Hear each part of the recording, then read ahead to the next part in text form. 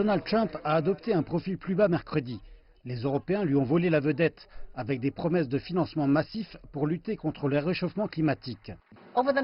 Au cours de cette décennie, le budget européen mobilisera 1 000 milliards d'euros d'investissement. Cela sera de l'argent européen. Et des promesses d'un rapide accord commercial post-Brexit entre le Royaume-Uni et l'Europe. Il y a également une infinité d'événements qui ne font pas les gros titres. Celui-ci, à l'extérieur du hall principal, s'est concentré sur la Chine, et plus spécifiquement sur son initiative Ceinture et route, comme feuille de route pour certains pays pour se sortir de la pauvreté. Lorsque la Chine a bâti Ceinture et route, elle a suscité de nombreux casse-têtes et malentendus dans le monde entier. La raison est qu'ils ne comprennent pas la Chine. Dans leur esprit, ils ne comprennent pas quelle est la logique.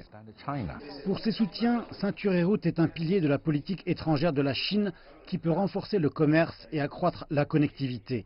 Pour les sceptiques, c'est quelque chose d'entièrement différent. Les critiques présentent l'initiative Ceinture et route comme un jeu géopolitique qui risque de laisser des pays participants avec une montagne de dettes et excessivement dépendants de la Chine. Les organisateurs de cet événement disent que c'est un malentendu fondamental sur ses intentions. Un personnage occidental important déclare qu'ici au moins la Chine accomplit des choses.